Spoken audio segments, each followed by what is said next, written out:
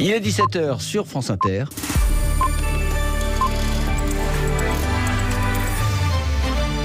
Les infos, Laetitia Gaillet. Après les trains hier, les hélicoptères ont fait beaucoup d'allers-retours depuis la nuit dernière entre l'Île-de-France, les régions de l'Ouest. L'Agence régionale de santé entend transférer 150 malades du coronavirus d'ici ce week-end. Comme pour le Grand Est, il faut désengorger les hôpitaux de Paris et autour. Et preuve est faite que depuis quelques jours, la solidarité inter-hôpitaux est bien organisée, Solène Lehen. La région qui a été le plus délestée, c'est le Grand Est. 232 patients en réanimation transférés vers la Bretagne, les Pays de la Loire, la Nouvelle-Aquitaine. De façon générale, c'est tout l'ouest de la France, pour le moment relativement épargné, qui soulage le nord-est. Il y a eu également près de 50 patients franciliens déplacés, 50 aussi de Bourgogne-Franche-Comté vers le sud. Les déplacements se font par ambulance, mais aussi par train, avion, hélicoptère et par bateau pour 12 patients corses transférés en région PACA. Solidarité interrégion, mais aussi internationale, puisque plus d'un tiers des malades déplacés l'ont été vers des pays européens, nos voisins, l'Allemagne, la Suisse, le Luxembourg, mais aussi plus loin, l'Autriche. De nouveaux transferts sont programmés aujourd'hui et dans les prochains jours. L'espoir des autorités sanitaires, c'est que le confinement permette de retarder au maximum l'arrivée de l'épidémie dans l'ouest et le sud de la France, pour que ces régions puissent dans les prochaines semaines continuer de soulager celles dont les services de réanimation sont aujourd'hui saturés. Solène Lehen, il y a donc les évacuations et dans l'autre sens, les renforts de soignants. Plusieurs sont partis de Bordeaux et de Marseille pour rejoindre la capitale. Autre problématique soulevée par le coronavirus, les morts étant toujours plus nombreux chaque jour, il faut pouvoir leur trouver un lieu. Comme en 2003 lors de la canicule, un bâtiment du marché d'intérêt national de Rungis dans le Val-de-Marne a été réquisitionné par la préfecture aujourd'hui pour être transformé en morgue. Le coronavirus qui essaime partout dans le monde, 4 militaires de la force Barkhane ont été contaminés dans le Sahel. Ils sont pris en charge sur place. C'est un fait ce soir. Le symbole est là. La moitié de l'humanité est confinée, soit 3,9 milliards de personnes. Dernier pays en date à basculer, la Thaïlande qui a imposé un couvre-feu. En Russie, Vladimir Poutine a tenu aujourd'hui son deuxième discours à la nation en 8 jours. Le président russe a déclaré le mois d'avril chômer avec salaire. En Grande-Bretagne, la situation continue de se détériorer. Le nombre de morts a augmenté de 24% en 24 heures, près de 3000 morts. En Espagne, la barre des 10 000 a elle été franchie. En Italie, on en compte plus de 13 000. Si le nombre de décès baisse chaque jour un peu plus en Italie, la situation reste quand même compliquée, mais on commence à réfléchir à l'après, au déconfinement. Hier, pour la France, Édouard Philippe a par exemple expliqué que ce serait progressif, par tranche d'âge, par région, mais rien n'est encore figé dans le marbre. En Italie, eh bien, c'est à peu près la même chose. On avance à tâtons. Le maire de Milan, région poumon économique de l'Italie, d'où est partie l'épidémie, reste prudent. Giuseppe Sala avec Bruce de Galza.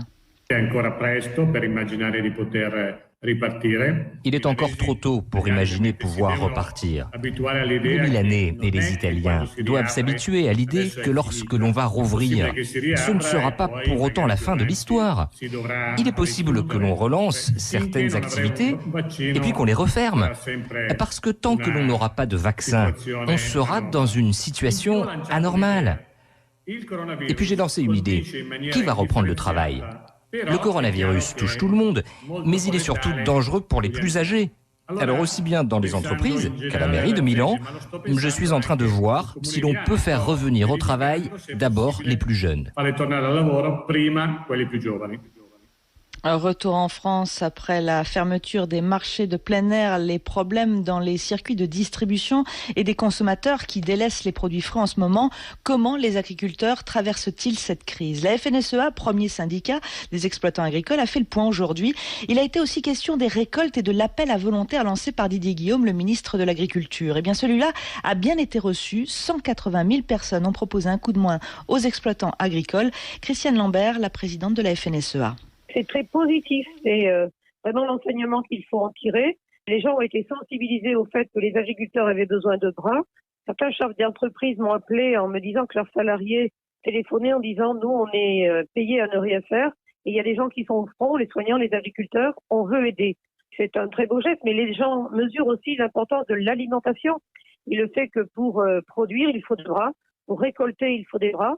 Il faut des transporteurs, il faut des camionneurs, il faut des gens pour mettre en rayon, il faut des caissières. Tous ces métiers invisibles auparavant redeviennent visibles tout d'un coup. L'appel aux volontaires a très bien marché. Merci aux Français. Je crois que tous ceux qui veulent contribuer à l'effort de guerre, comme a dit le président, seront les bienvenus. Aucune décision prise de ce genre encore en France, mais en Belgique, la Ligue nationale de football recommande aujourd'hui de stopper le championnat. Il faut accepter le classement actuel comme le classement final. Cette décision inédite en Europe doit encore être validée formellement par le conseil d'administration le 15 avril prochain. Jean-Marie Leclésio, prix Nobel de littérature, annonce aujourd'hui qu'il quitte le jury du prix Renaudot, prix mis en cause pour avoir récompensé Gabriel Matzneff, poursuivi aujourd'hui pour pédophilie. Je m'y étais opposé à l'époque. En 2013, on ne m'a pas écouté. Jean-Marie Leclésio qui souhaite également, en partant, comme Jérôme Garcin, que le jury du Renaudot soit féminisé. Et puis cette dernière information, parce que la Terre continue de tourner, le Piton de la Fournaise à La Réunion est entré en éruption aujourd'hui, deuxième fois depuis le début de l'année. Avant de retrouver par Jupidémie tout à l'heure le programme du téléphone sonne XXL entre 18 et 20h sur France Inter. 18h, 19h, comment fonctionne la justice confinée? Catherine Champrenault, la procureure générale de Paris, sera l'une des invitées. 19h, 20h, des masques aux médicaments, histoire d'une pénurie annoncée. On en parle avec Benoît Colomba, journaliste à la cellule investigation, mais aussi d'autres invités. Le standard est ouvert, 01 45 24 7000. Il est 17h06 sur Inter. À découvrir sur franceinter.fr. Vous les applaudissez tous les soirs à 20h. Infirmières, pharmaciens, médecins, dentistes, aides-soignants. Ils ont des choses à vous dire. C'est une situation qui est complètement déstabilisante parce qu'on voudrait pouvoir faire tellement plus, mais on peut pas. C'est pas possible. On est épuisé. J'ai pas eu de vacances depuis décembre 2018. Écoutez-les sans filtre dans le podcast Parole aux soignants. Rendez-vous sur franceinter.fr et sur l'application mobile France Inter. Allez faire comprendre à votre chauffe-eau que ce n'est pas le moment de tomber en panne. Chez Leroy Merlin, nos magasins sont fermés, mais nous restons mobilisés pour vous aider. Pour les produits de dépannage et de première nécessité, plomberie, électricité, chauffage, commandez en ligne sur leroymerlin.fr et 2 heures après, vous pouvez venir retirer votre achat en toute sécurité à l'extérieur du magasin. Liste des produits et conditions sur leroymerlin.fr. Je suis soulagée, Charline Vanhoenacker. Ah bon, elle n'est pas là, Laetitia Gaillet? Parce que j'ai terminé et que maintenant, on va se détendre. Ah, c'est vrai, vous avez terminé votre journée. Elle reprend donc demain à 10h, c'est ça? C'est ça. Ouais, c'est fort. Hein. Très bien. Vous savez quoi? On va prendre le relais avec grand plaisir. On a une toute belle équipe, comme dirait Alex Vizorek, avec Clara Dupont-Mono, Juliette Arnaud, Constance. Il y aura aussi Thomas Croisière et Guillaume Meurice, bien sûr. Ça fait une sacrée équipe, tout en liaison. Je vous propose d'y aller si vous êtes d'accord. Allez, c'est par Jupidémie, c'est parti. Allons-y.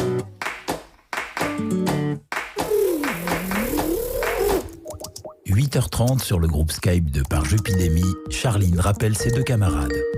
Oui, comme d'habitude, quoi. Allô, les amis, vous êtes là? Oui, ça sert à rien de nous demander si on est là, puisqu'on n'est pas vraiment là. En fait, on est plutôt ici, tu vois. Donc. Ouais, en plus, moi, j'avais pas fini de mettre mon caleçon. Donc, voilà. Mais c'est pas grave. Moi non plus, je suis pas coiffée. Mais ça, c'est les avantages du confinement, justement. Nous, on te voit, hein. Ouais, d'ailleurs, les gens qui nous écoutent, qu'est-ce qu'ils font, à votre avis, à cette heure-là? À mon avis, à 8h30, ces gens, ils dorment. Et nous aussi, si on voulait. Si on voulait quoi? Non, rien. Dites, il y a quand même des gens qui travaillent, qui participent à l'effort de guerre. Comme nous, hein. De toute façon, les gens, ils nous écoutent qu'à 17h. C'est vrai que avant, ils nous écoutaient dans leur voiture quand même. Bah oui, mais ça, c'était avant. Ouais, là, ils doivent nous écouter dans leur canapé. Oh là là, les feignasses. Peut-être ils boivent un coup. Oh là, les ivrognes. Peut-être ils font des gâteaux. Oh, les gloutons. Peut-être même ils se paluchent. Oh, les dégueulasses. Ou peut-être ils nous écoutent plus attentivement. Alors faudrait peut-être veiller à arrêter de dire des conneries. Oh, les perfides. Non, je suis d'accord avec Guillaume. Moi, je sais pas si j'ai envie de faire de la radio pour des feignasses, ivrognes, gloutons dégueulasses. Ouais, tu sais, moi je pense que ce qui vous angoisse dans tout ça, c'est que les gens, ils vous ressemblent. Attends. Allez, au boulot. Non, je suis pas d'accord. Parce que moi, j'aime pas les gâteaux. Ouais, mais bon, à part ça...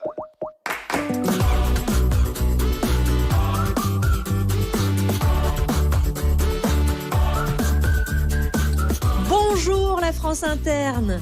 Vous écoutez l'émission qui est à la radio ce que le balcon est aux appartements.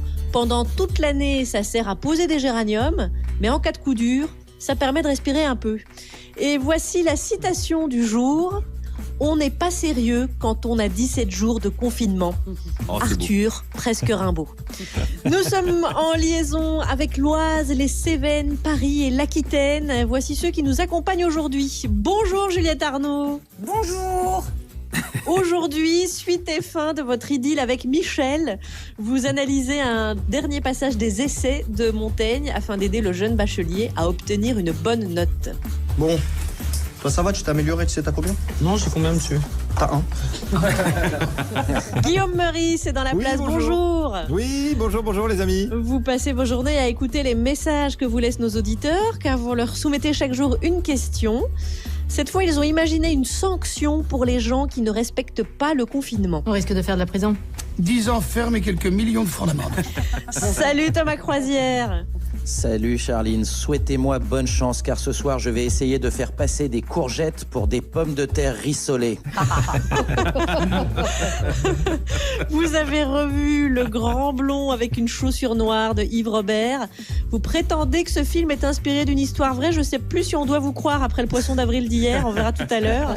En tout cas, ce sont vos enfants qui racontent encore le mieux l'histoire. Un film culte au moment où tous les métiers du cinéma sont à l'arrêt. Non, mais parce qu'il faut pas croire, mais la crise, elle touche même les acteurs. Hein. Il y en a plein qui bossent plus. Gabin, Fernandel. Lui, ses spectacles sont à l'arrêt, ainsi que ses multiples activités. Il est donc avec nous tous les jours, Alex Vizorek. Oui. Charline, parfois je me demande si c'est pas vous qui avez fomenté ce virus pour m'avoir à vos côtés 5 fois par semaine. Alors, le programme des cartes postales, elles nous viennent du Nord, encore avec Constance, on espère vraiment qu'elle va mieux que la dernière fois. Et des Cévennes où s'est retirée Clara Dupont-Mono. Salut Clara. Salut Alex, bonjour à tous. De quoi on va parler? On va continuer sur la lancée de Martin Eden de Jack London. Oui, vous n'avez lu qu'un livre depuis 17 jours, voilà, on l'a bien constaté. Exactement. Pour la musique, ce sera le choix de Chewbacca et vous comprendrez bien que physiquement, je ne pourrai pas m'y opposer. Et puis, il y aura les rendez-vous que vous aimez maintenant et que vous connaissez, le journal évidemment, les exercices et le célèbre making-of qui vous montre un peu l'envers peu glorieux du décor de cette émission. Oui. Oh non. On entame un... C'est pas vous aujourd'hui. Ce ne sera pas vous aujourd'hui, Thomas Croisière. Restez avec nous pour voir de qui il s'agit. On entame un Tour de France à huis clos, parce que ici ça marche, hein, parce que c'est un Tour de France des voix. Alors voici une nouvelle étape du Tour de France Inter. France Inter, Charline Vanhoenacker, Alex Vizorek, Paris-Jupidémie. Oui, parce que ça risque de nous manquer ce son bientôt. Enfin, on verra comment ça va se passer. Nous, on fait donc un Tour de France qui démarre dans l'Oise. C'est un foyer de l'épidémie où les habitants vivent cette période avec plus d'intensité et depuis un peu plus longtemps que nous. Notre régional de l'étape nous le raconte quand on l'a au téléphone, tout ça d'ailleurs. Et ça lui donne encore plus envie de nous faire du bien et d'essayer de nous faire rire, Alex. Mais oui, c'est Constance, évidemment, vous l'avez reconnue, et qui nous parle apparemment d'être une femme au foyer. Et ça m'inquiète parce que ça ne lui ressemble pas. Femme au foyer, c'est un petit peu comme pute, mais avec un seul client. Je voulais commencer ma chronique comme ça, mais j'ai pas osé. Pourtant, vu qu'aujourd'hui c'est la journée mondiale du travail invisible, j'aurais pu aborder ce sujet par ce biais un tantinet provocateur qui me ressemble tant, mais voyez-vous, ce confinement me donne à réfléchir sur moi-même et peut-être, me dis-je oui peut-être, devrais-je essayer d'être moins frontale dans ma manière de communiquer. C'est pourquoi je vais plutôt essayer de traiter ce sujet en vous racontant une histoire. Il était une fois un lutin magique et invisible appelé Bobonne. Il rendait des services aux membres d'une famille sans jamais rien demander en retour. Pas de salaire, pas de congés payés et même pas de vacances d'été près des cocotiers. Non, tous les ans, c'était camping sous la pluie en Vendée. Après le passage de ce lutin invisible, les enfants s'écriaient « Oh, ma chambre s'est rangée toute seule et les dessins au feutre sur les murs ont disparu. Chic, chic. Je vais pouvoir tout recommencer à foutre le bordel et peut-être même que cette fois, je vais fourrer de la pâte à modeler dans les grilles du radiateur. Ça pourrait être sacrément rigolo. Oh, oh, oh. » L'ado, quand il retrouvait sa chambre propre et rangée, balbutiait « Oh, abusé! Quelqu'un a ramassé mes slips sales et caché mes revues porno sous mon lit. Non mais sérieux, c'est ma chambre. Arrêtez de pénétrer dans mon espace, c'est abusé. » Le père de famille ne s'étonnait même plus de retrouver tous les matins sa petite chemise impeccablement repassée et propre déposée sur le dossier de sa chaise. Non, il l'enfilait sans précaution et partait au travail en négligeant de dire un petit « Oh, merci petit lutin invisible de prendre soin de mes affaires. Passe une bonne journée, je t'aime, à ce soir. » Non, rien, pas le moindre merci et même pas une esquisse de sourire en guise de reconnaissance pour tout le labeur abattu par notre gentil petit lutin invisible Bobonne.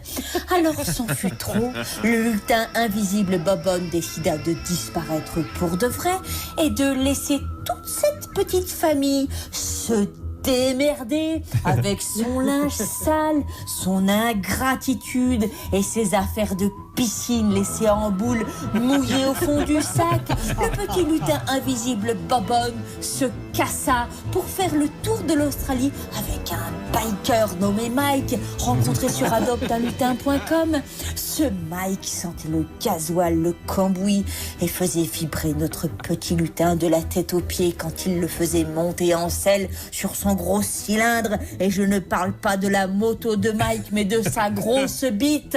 Et tous les lutins domestiques invisibles du monde se mirent à faire la même chose. Et le monde des hommes fut envahi par des monceaux de crasse, des montagnes de slip sales, des kilomètres de croûtes de pizza, et des hommes se mirent à errer, à hagard, dans leur haillon qui leur servait de vêtements, murmurant des mots inintelligibles ressemblant à « Maman, où est-ce que t'as rangé mon truc, je le trouve pas » ou « Chérie, comment elle marche, la machine à laver ?» Voilà la fin de mon histoire. Et plutôt qu'une morale, je propose une mise en garde. Que dis-je ? Une menace. Soyez mignons et reconnaissants avec les petits lutins invisibles, parce que le jour où ils disparaîtront, eh bien, il ne faudra pas venir chialer.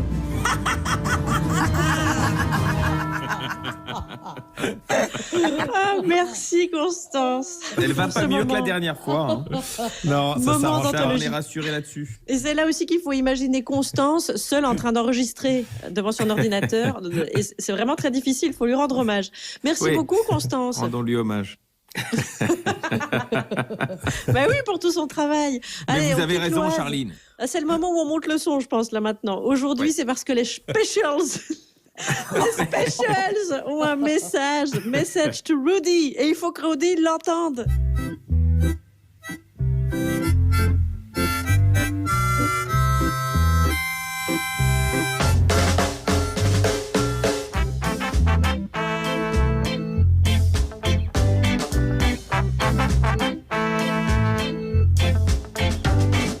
Stop your messing around. Think of your future. Time you straighten right out.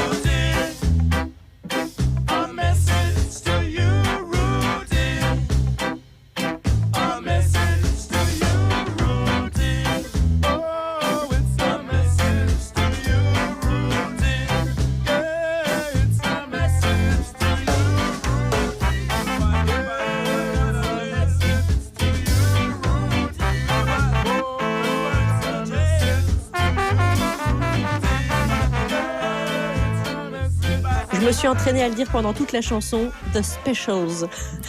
Message to Rudy. Et s'il l'a entendu, Rudy, il peut nous écrire sur Twitter. #parjupidémie, bien sûr. Alex, qui est avec nous aujourd'hui? Mais, eh bien, tenez-vous bien, c'est une toute belle équipe aujourd'hui. Il y a Guillaume, il y a Juliette, il y a Thomas Croisière, il y a Clara Dupont-Mono. On a entendu Constance. Et je crois que j'ai dit tout le monde, Charline. Très bien, écoutez, les journaux font de gros efforts pour continuer de paraître chaque matin. Et les livreurs, ils font l'effort aussi de les livrer chaque nuit. Alors nous, on continue de les lire, mais ne dites pas aux journalistes ce qu'on fait de leurs infos. Hein.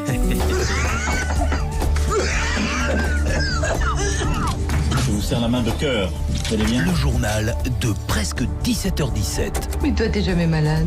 Même les virus veulent pas de toi.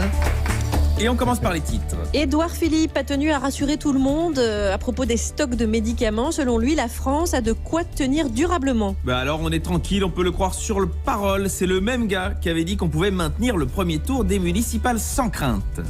Sibeth Ndiaye a remanié son cabinet ministériel en remplaçant ses 2 plumes. Oui, a priori, je m'inquiète pas pour les 2 plumes en question. Elles trouveront une place sans difficulté à la rédaction du Gorafi.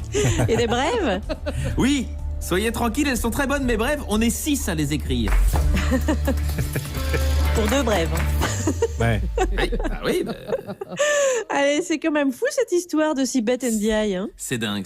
Qu'elles aient dû réfléchir à 3 pour en arriver à ce résultat-là. Moi, ça Attendez, mais pourquoi vous dites elle ? Alors elle, parce que c'était 2 femmes. Mais là, ils ont compris. Donc, ils ont mis à la place 2 hommes. Après, c'était peut-être pas parce que c'était des filles. Hein. Genre, c'est pas facile de faire dire des trucs brillants à quelqu'un qui n'a pas l'habitude. Hein. Ouais, ça, j'en sais quelque chose. Hein. Je coécris ce journal avec vous tous les jours. Allez, politique. J'ai pas compris. Ouais. Allez, c'est à peu près ce que je disais. Politique, Jean-Marie Le Pen a déclaré, contrairement à De Gaulle, Macron parle beaucoup et trop longtemps. Ouais, enfin, on peut pas comparer non plus les époques. Ok, on est en guerre, mais Macron n'est pas parti à Londres, ni Le Pen à Vichy. Marine Le Pen, justement, elle était l'invitée des 4 vérités et sur France 2, et elle a parlé de la gestion politique du Covid-19. En ce qui nous concerne au Rassemblement national, nous avons tenté d'être des lanceurs d'alerte. Nous ne sommes pas contentés de critiquer les mauvaises décisions, nous en avons proposé beaucoup. C'est dingue. Comme le confinement peut rendre lucide. Allez, politique toujours. Daniel Fasquelle a déclaré dans le Figaro, je cite, « L'État doit mettre ses actes en accord avec ses paroles ». Ah, c'est bien ça, oui. Mais c'est qui Daniel Fasquelle ? C'est le maire du Touquet. Mais comme tous les Parisiens sont dans leur résidence secondaire là-bas, je me dis c'est l'occasion de garder le lien avec eux, quoi. Ah, d'accord, ok. Mais vous avez une chute à cette blague ? Non. Ok, bon, on enchaîne alors. Jean-Luc Mélenchon a déclaré qu'Emmanuel Macron était fatigué et au bout de sa vie. Oui, c'est incroyable avec Jean-Luc Mélenchon. Dès qu'on lui pose une question sur quelqu'un, il ne peut pas s'empêcher de ramener à lui-même. Coronavirus toujours, la députée La République En Marche, Anne Genetet, était invitée sur CNews et elle a expliqué pourquoi la France ne distribue pas beaucoup de masques. Il y a un relâchement de la mesure la plus importante qui est le lavage des mains. C'est ce lavage des mains qui est fondamental. Et donc le risque que nous prenions à laisser les gens utiliser des masques n'importe comment... C'était ça. Oui. Il suffisait de nous expliquer parce qu'on n'est pas bien malin. En tout cas, on sait maintenant qui a récupéré les 2 plumes de Sibeth Ndiaye. Économie à présent. André a été placé en redressement judiciaire pour avoir perdu près de 4 millions d'euros ces 15 derniers jours. Ouais, mais c'est pour ça qu'il vient moins chroniquer chez nous, évidemment. Hein ? Non, mais pas André Manoukian, enfin. Mais c'est l'enseigne de chaussures, André. Je me dis aussi, 4 millions d'euros en 15 jours, c'est ce que ça lui coûte pour ses épilations en général. Bon, allez, les fameuses brèves. Oui, le tournoi de tennis de Wimbledon est annulé en raison de l'épidémie, évidemment. Les organisateurs l'ont annoncé et je dis chapeau aux Français parce que là, ça fait quand même 2 d'affilée.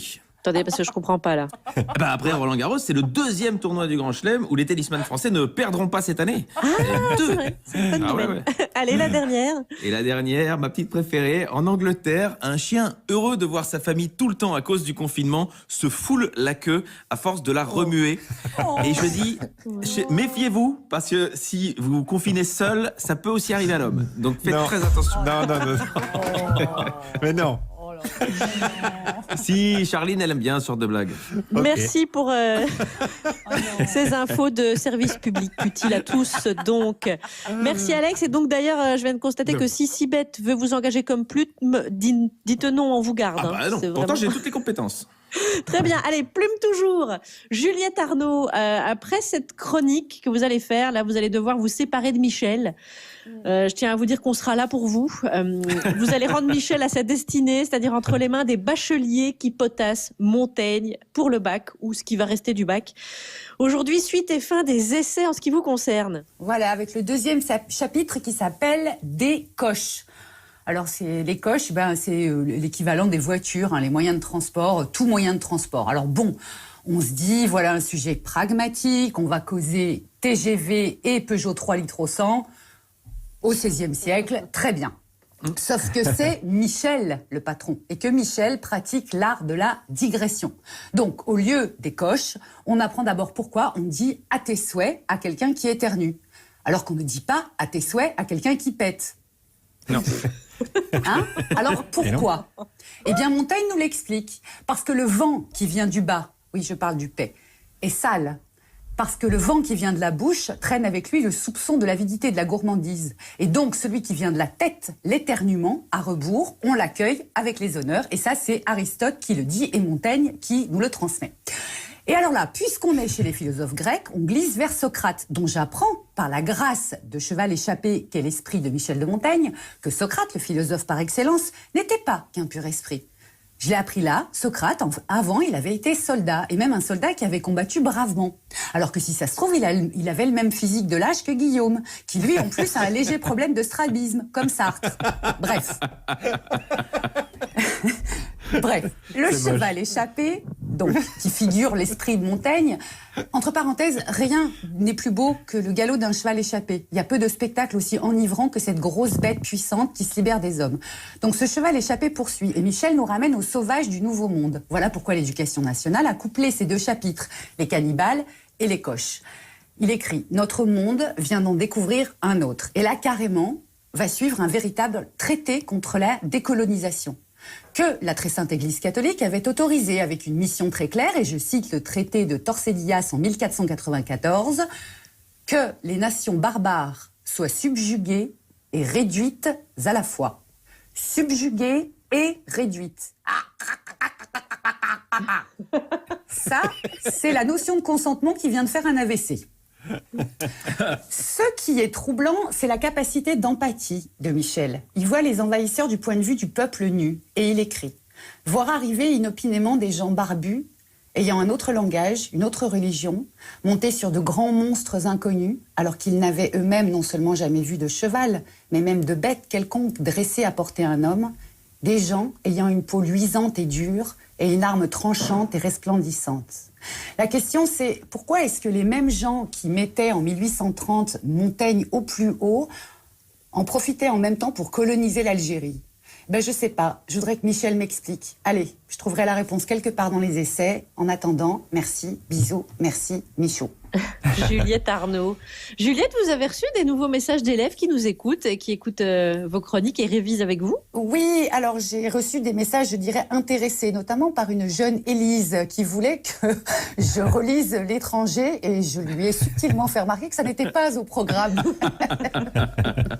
Non, mais j'ai beaucoup de gens qui s'inquiètent parce qu'ils s'en sortent pas avec La Princesse de Clèves, et donc je suis très contente de m'en occuper la semaine prochaine. Mais il n'y aura pas de bac cette année, de toute façon. Thomas Croisière voulait dire quelque chose. Thomas ? Oui, mais je pense aussi à Michel, qui a écrit sur le temps béni des colonies, Michel Sardou. Si vous voulez écouter, c'est très en lien. Évidemment. Décidément, il y a beaucoup de liens entre Montaigne et Sardou.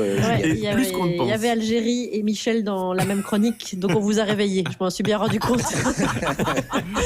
Merci beaucoup, Juliette Arnaud. Allez, on va passer à la séquence préférée d'Alex. Et oui, bien sûr. Alors, si vous êtes chez vous, prenez une chaise et une grosse corde. Demandez à votre enfant ou votre conjoint de vous attacher très fort à la chaise. Comme ça, vous profiterez entièrement du choix musical de Djoubaka. Salut, Salut tout le monde. Bon, c'est qu'on prend des petites habitudes pendant ce confinement. On a des petits rituels. Tiens, à propos, le saviez-vous, genre Dr. Job a des trucs. Hein. Quand elle était à l'école, chez les bonnes sœurs, Marianne Faithfull devait participer à une sorte de retraite où elle devait, s'isoler et prier. Alors que ses copines partaient avec un livre religieux, et ben elle emmenait les œuvres du Marquis de Sade. C'est dire que notre rituel ne sera pas forcément celui de la voisine. Et moi, en ce moment, je fais des plongées archéologiques dans mes vinyles et mes 78 tours. Et j'écoute en boucle uniquement des chanteuses de blues. Il faut dire que pendant longtemps, ce sont les femmes qui ont conduit la barque sur le bayou. Premier disque de blues autorisé et enregistré par un artiste noir, et ben c'est Mamie Smith qui s'y colle avec son Crazy Blues. Et Bessie Smith, Mère Aînée étaient les patronnes de leur troupe et fallait pas rigoler avec ça. Et c'est elles qui vont faire du blues une affaire rentable, et ouvrir les portes des studios à l'Orgus, avant que le patriarcat prenne sa part du gâteau, comme on le sait. Et en ce moment, je marche par décennies. Et là, j'entame les années 40-50 et j'arrive pas, mais alors vraiment pas, à décrocher du groove de Big Mama Thornton. Faut dire qu'elle imposait, grande comme pas permis, aussi à l'aise à l'harmonica qu'à la batterie qu'à la voix. Elle se sape comme un mec et te refile des mornifles dès que tu la ramènes. Et ça, c'est pas une légende. Et moi, je l'aime bien. Je la trouve super. À 14 ans, elle quitte un emploi de ménage pour passer une audition avec le Hot Harlem Revue, une troupe de blues à tendance un peu musical et vaudeville. Et elle est accueillie à bras ouverts par des femmes solidaires et qui savaient s'occuper des gamines qui se ramenaient. À 26 piges, elle enregistre Hound Dog, que vous connaissez peut-être dans la version de Presley. Et elle a souvent raconté n'avoir touché que $500 en tout et pour tout. Et c'était son seul vrai succès. Et son producteur avait, a priori, comme on peut dire, l'âme véreuse. Donc Big Mama Thornton était adulée par les musiciens, ces musiciens, Muddy Waters, Otis Bond, Buddy Guy, et sa façon de chanter, de vous remuer, n'avait pas de concurrence. Mais comme beaucoup de ses sœurs, en fait, elle va se retrouver à la fin de la file. Une bouteille de gin à la main et son chapeau, un pork pie enfoncé définitivement sur son crâne. Sa discographie, les copains, les copines, c'est une démonstration de force. Du blues, soul, parfois à la limite d'un rock fiévreux. Elle aurait pu tout défoncer sur son passage. Alors aujourd'hui, je pense à elle, à la Big Mama Thornton qui chante Hound Dog. You ain't nothing but a hound dog. Been snooping on the door. You ain't nothing but a hound dog. Been snooping on the door. You can wag your tail, but I ain't gonna feed you no more. You told me you was hot, but I can see through that. Yes, you told me you was hot.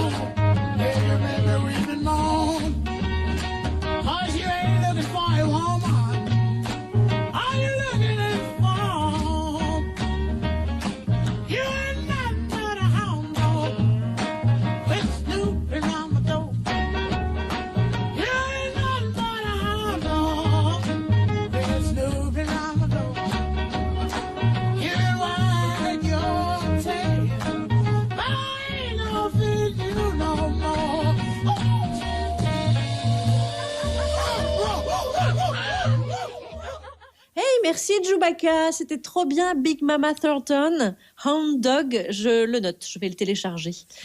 Comme quoi, Alex, vous n'avez pas raison, hein, c'est vachement bien. Non, parfois, Mais il a rarement raison, hein.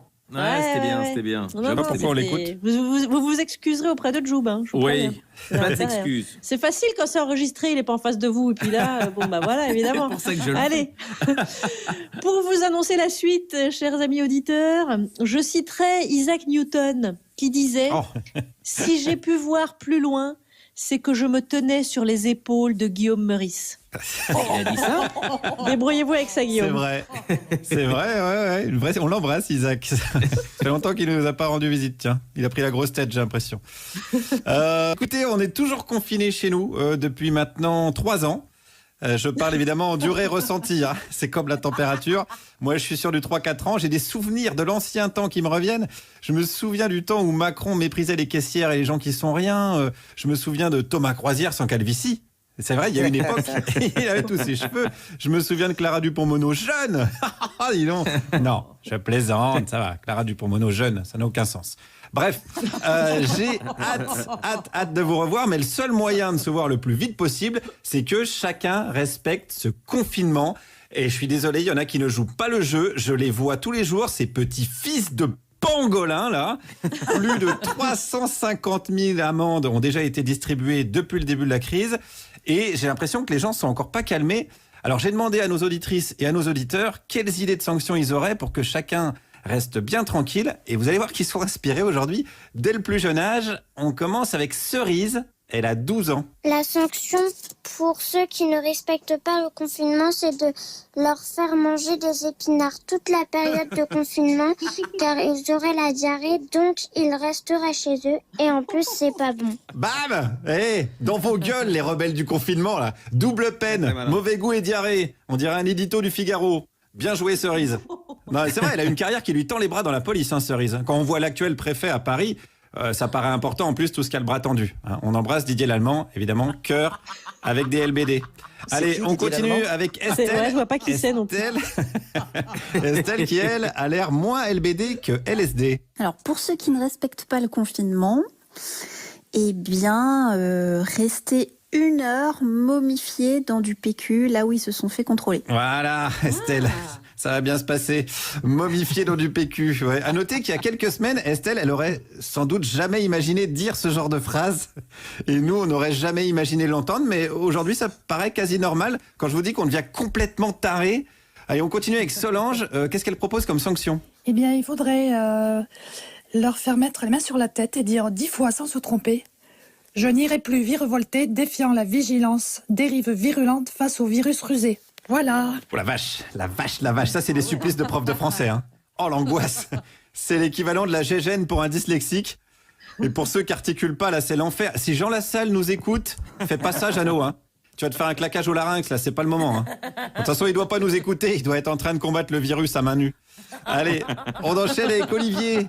Il propose quoi comme sanction ? Je leur propose tout simplement de venir chez moi. Voilà. J'habite Nice, sur le port.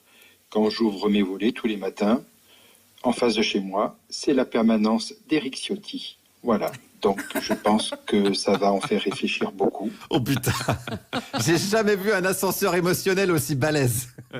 T'habites dans des plus beaux endroits du monde, mais il y a la tête d'Éric Ciotti quand t'ouvres tes volets. C'est comme si tu sors avec Scarlett Johansson, mais elle vote Nicolas Dupont-Aignan. C'est hyper compliqué à gérer. Allez, on continue avec Marie qui a une idée de sanction aussi. Pour celles et ceux qui ne respecteraient pas le confinement, je propose une sanction exemplaire. La filmographie complète de Michel Larocque. Non, attendez, oh là là, non. Oh la méchanceté. Non, il faut quand même que ça respecte la Convention de Genève relative aux actes de guerre. Hein. Attention, là c'est trop. Et puis laissez-la tranquille, Michel Larocque. Elle est en train de vaincre l'épidémie avec des feuilles de lavande et des cours de tai chi. Parce que c'est vrai que c'est important de mourir en bonne santé, elle l'a dit. Hein. Allez, on enchaîne avec Apolline, une sanction. Les claques, ça marche bien, c'est efficace, puis voilà, c'est facile. Hein. Des claques du coude, du coup. Eh oui. Ce serait con de choper le coronavirus en mettant des tartes. Claque du coude, c'est pas mal. Et c'est là qu'on se rend compte que Booba et Karis, ils avaient quand même un temps d'avance, les mecs. Bravo à eux. Allez, on termine avec Olivier. Comme en ce moment, la peine maximum Ces 6 mois de prison, moi je pense qu'on pourrait poursuivre sur cette lancée. Je pense que la meilleure chose à faire, ce serait de rétablir provisoirement la peine de mort. Voilà, comme ça je me suis laissé propre. Pour terminer, ça finit bien. Mais il a raison. Merci Olivier. Ouais, il a raison, vive la France.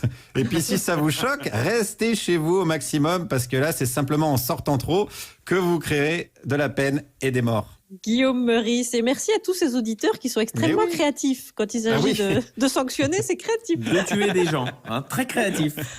Et tous ces gens vous ont écrit, Guillaume, sur quelle adresse ? Alors l'adresse pour m'écrire, c'est parjupidemie@gmail.com. Et comme j'embête des gens tous les jours, je leur propose de m'embêter à leur tour et de me poser des questions sur n'importe quel sujet. Tous les vendredis, je répondrai aux questions des auditeurs. On fera l'inverse. Très bien. Donc allez-y, parjupidemie@gmail.com. Merci Guillaume. Vous avez su adapter votre chronique aux circonstances exceptionnelles. Et c'est toujours techniquement que c'est le plus compliqué. Donc je vous propose de partager une tranche de notre quotidien. Surtout celui de François Audouin, notre réalisateur. C'est surtout son quotidien à lui. C'est la séquence making-of de cette émission. Comment est-elle fabriquée ? Bricolée, on va dire. Ok, allez, on enchaîne. Comme ça... Ouais, j'attends juste de recevoir le fichier de Thomas et de Clara. C'est parti, moi, ça. Ouais, c'est parti. Clara, il y en a pour combien de temps encore ? 2-3 minutes. Clara, t'en es où là, du transfert ? Moi, je t'ai envoyé. 3 quarts. Ouais. 3 quarts. C'est long là. Je comprends pas pourquoi c'est si long d'un coup là chez toi. C'est Cévennes. C'est ce que je t'ai dit. Il y a la connexion dans les Cévennes, elle est capricieuse. Donc et encore, le Skype il marche. Hein. Bah, c'est le Skype qui prend toute la bande passante peut-être. Bah ouais, c'est ça le problème. On est aux 3 quarts là. Ça avance doucement, mais ça avance.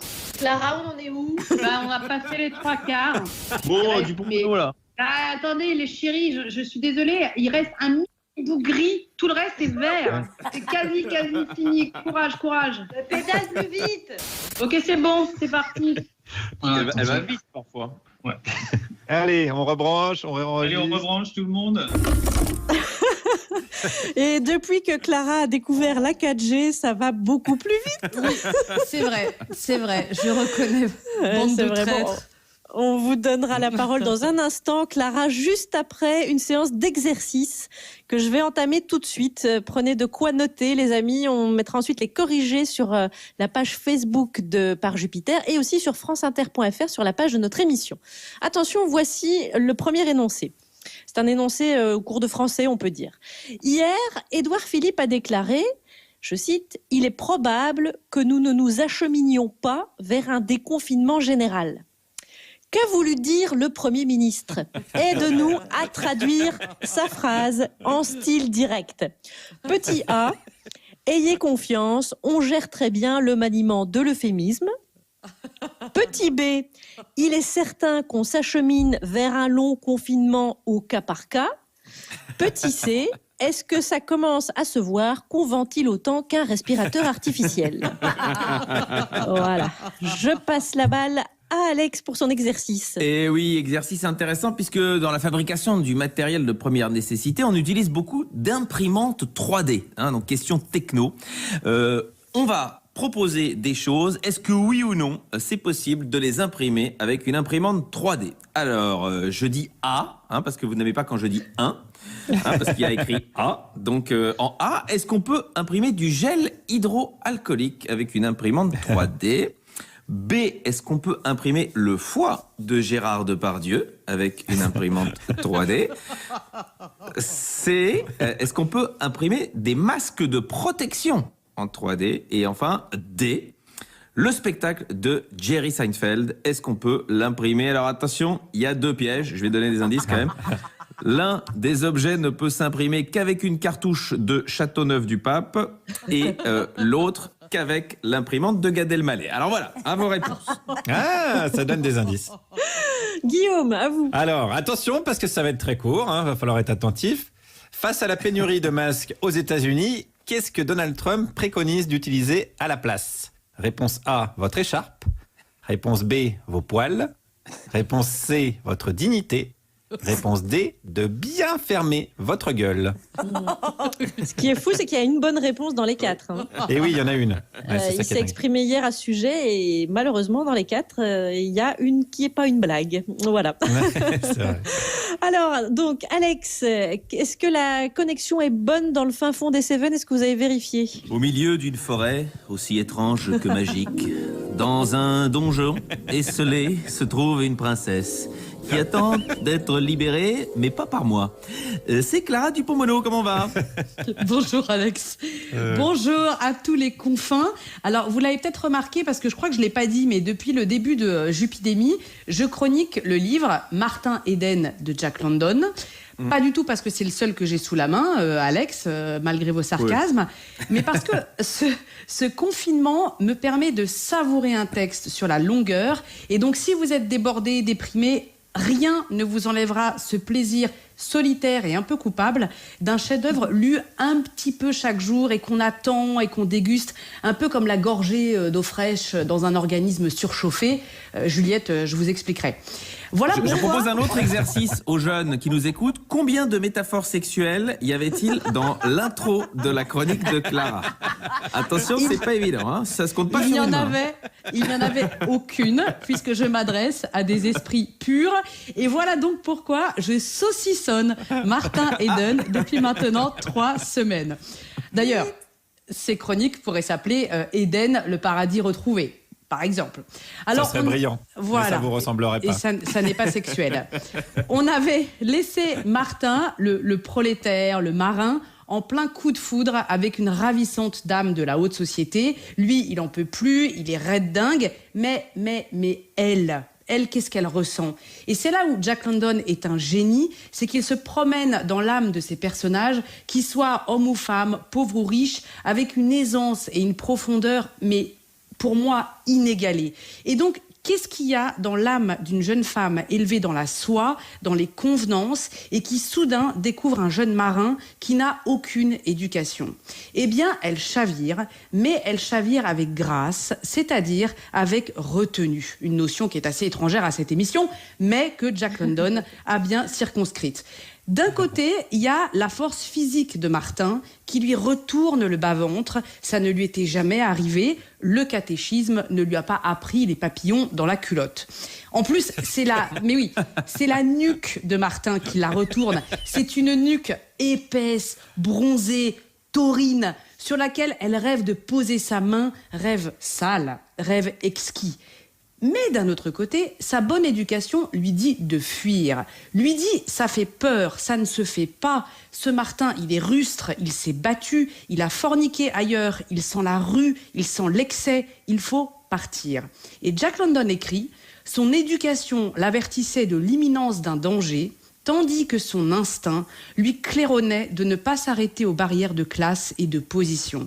Éternelle attraction du voyou sur la princesse, un thème cher à la culture américaine, depuis La Belle et le Clochard de Walt Disney jusqu'à La Fureur de vivre, en passant par Grease et Jack London qui est américain. Parce qu'il les connaît, ces bourgeoises de San Francisco, il les connaît si bien qu'il peut dire cette chose magnifique. Elle était saine et sa pureté se révoltait, mais elle était femme et elle commençait tout juste à apprendre le paradoxe de la femme. Moi, cette phrase-là, ça me fait mon confinement. Je vous redonne les références. Martin Eden de Jack London est disponible dans mon cœur, bien sûr, mais aussi en poche et en Pléiade. Oh, merci. Comment on peut accéder à votre cœur, Clara Dupont-Mono? Commencez par savoir écrire et parler, tout simplement. Ah, c'est pour un ami. Merci Clara Dupont-Mono. Et d'ailleurs, tout comme Juliette, merci à toutes les deux d'approfondir une œuvre, parce que on a quand même une légère frustration dans ce confinement, c'est qu'on nous propose tous les jours plein de livres, de séries, de films, c'est génial, mais on n'aura finalement pas le temps de tout, de tout entendre ou de tout voir. Finalement, continuez à sortir dans la rue, comme ça on aura le temps.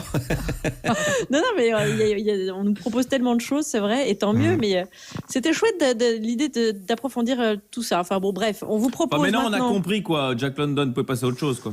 Non, justement... Non, mais ce qui est bizarre, c'est qu'il s'appelle London alors qu'il est américain. Ça n'a pas de sens. Cet auteur fait n'importe quoi. Merci Thomas Croisière, merci. Je vous propose de clore le débat et je vous propose aussi un de nos titres préférés de la playlist France Inter. Allez, enjaillez-vous là-dessus. On a le même tempo mais pas le même pattern. On a le même tempo, mais pas le même pattern. On a le même tempo, mais pas le même pattern. On a le même tempo, mais pas le même pattern. On a le même tempo, mais pas le même pattern. On a le même tempo, mais pas le même pattern. On a le même tempo, mais pas le même pattern. On a le même tempo, mais pas le même pattern.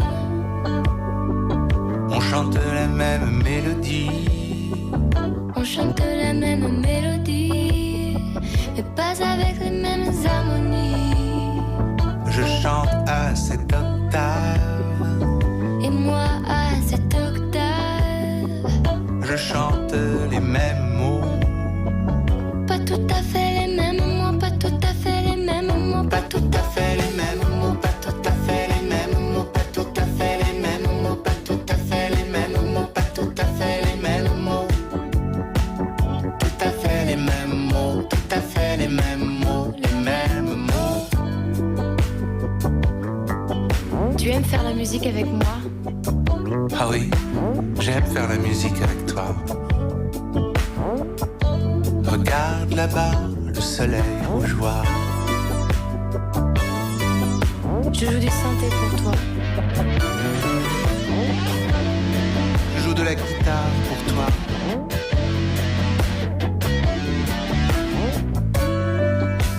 Je joue du piano pour toi.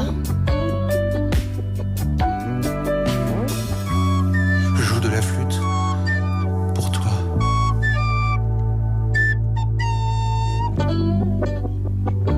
On joue la même mélodie. On joue la même mélodie, mais pas avec le même son. Et ça nous rend moins cons, et ça nous rend moins cons, et ça nous rend moins cons, et ça nous rend moins cons.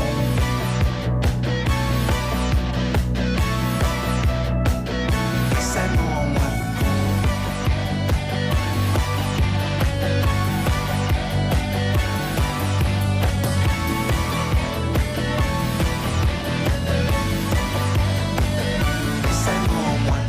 Même tempo, mais pas les mêmes patterns. On a le même tempo, mais pas le même pattern. On a le même tempo, mais pas le même pattern. On a le même tempo, mais pas le même pattern.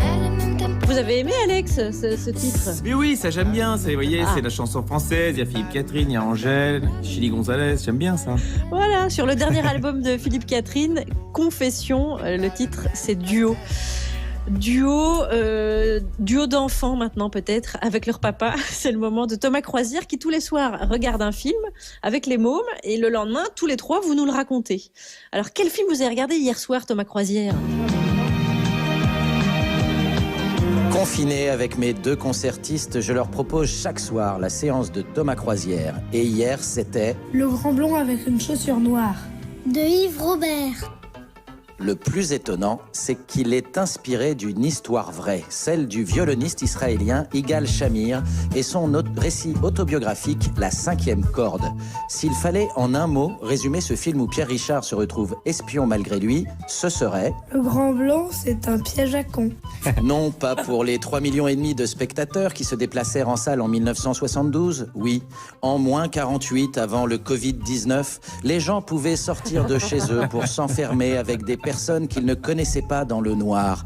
Ils s'asseyaient tous ensemble pour regarder des images projetées par une lanterne magique sur un écran gigantesque. Parfois, ils se frôlaient au détour d'un accoudoir et ça les énervait un peu car chacun estimait que c'était son accoudoir. J'ai connu cette époque-là et aujourd'hui, j'aimerais tellement pouvoir me battre pour un accoudoir ou entendre un abruti bouffer bruyamment des bons becs. Ici, le con, c'est Bernard Blier. Et le piégeur, c'est Jean Rochefort, unanimement salué par mes damoiseaux de Rochefort. Il y a Jean Rochefort que j'aime bien. Bah, parce que dans certains films, il a été drôle. Par exemple, c'est... Ah oui, les tribulations d'un Chinois en Chine.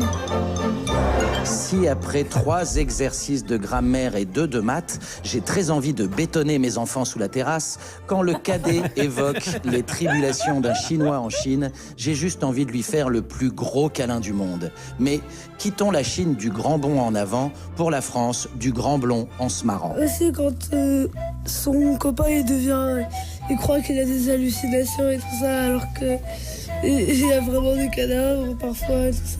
Et tous les moments m'ont fait rire. Son copain, c'est Jean Carmé, qui, la cinquantaine entamée, pourra enfin, grâce à ce succès, asseoir une carrière que couronnèrent 3 Césars. Et quand je leur demande leur scène préférée, ce n'est pas de Mireille d'Arc et son chavirant dos nu qu'ils me parlent, mais de Cornemuse. Surtout la scène où il y avait la cornemuse, c'était débile. Parce qu'en fait, il soufflait dans la cornemuse, mais il appuyait pas, donc l'air, elle s'en allait pas. Alors après, quand il a appuyé dessus, ça a joué tout seul. Et après, il s'est pris dans une flûte qui fait partie de la cornemuse dans le nez. Comique de situation, de gestes, de caractères et de mots, le scénario co-signé par Francis Weber, le Mozart de la comédie, La chèvre, c'est lui, Le dîner de con, c'est lui, All Inclusive, c'est pas lui, est une imparable symphonie comique dont Yves Robert est le chef d'orchestre derrière comme devant la caméra. Et sa musicalité doit beaucoup à son compositeur Vladimir Cosma, que nous vîmes tous deux en concert, Charline, à l'époque où je pensais encore que vous seriez un jour ma petite châtain avec une culotte blanche. Rappelez-vous de cet air de flûte de Pan que nous avons tous fredonné un jour. Cet air sur lequel le magicien Gérard Majax fait apparaître le générique d'un tour de cartes.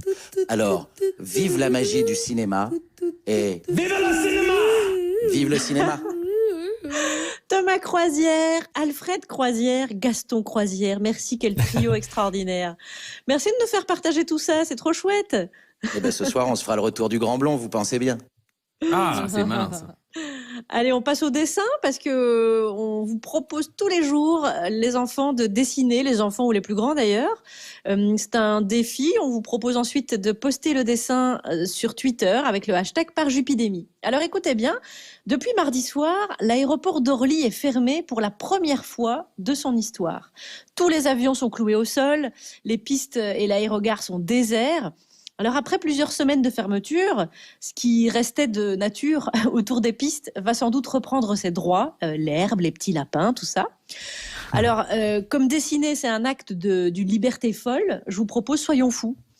Imagine les pistes d'un aéroport après plusieurs mois de fermeture. Et envoie-nous ton dessin. Eh oui. Merci beaucoup les amis d'avoir passé ce moment avec nous, c'était un plaisir. Merci Charline. Merci Madame Vanhoenacker. Merci aux auditeurs de nous avoir supportés aussi. Et merci particulier aux tauliers, Alex Vizorek, Juliette Arnaud, Guillaume Meurice et Thomas Croisière. Merci aussi chaleureusement à ceux qui nous ont rejoints aujourd'hui, Clara Dupont-Mono. À bientôt Clara. À bientôt. Constance et Djoubaka. Merci à ceux qui préparent cette émission, Nathalie Romero, Sarah Masson et Fabrice Rivaud, notre Dream Team, assisté de notre stagiaire Kélian Yousfi, à la programmation musicale Jean-Baptiste Audibert, à la réalisation François Audouin, rebaptisé MacGyver par toute l'équipe, à la coécriture et la coordination Ramzi Assadi, qui est donc l'une de nos plumes, à la technique cette semaine, les indispensables Pauline Laverdure et Kevin Pelot, qui veillent à la meilleure qualité de son possible pour prendre bien soin de vos oreilles. Allez, vive les balcons et ne vous battez pas pour sortir les poubelles. Et pour ceux qui seraient confinés à plusieurs, voici le mot de la fin. Bon, et pour ce soir, qu'est-ce qu'on fait? Qui couche avec qui? Eh ben, personne.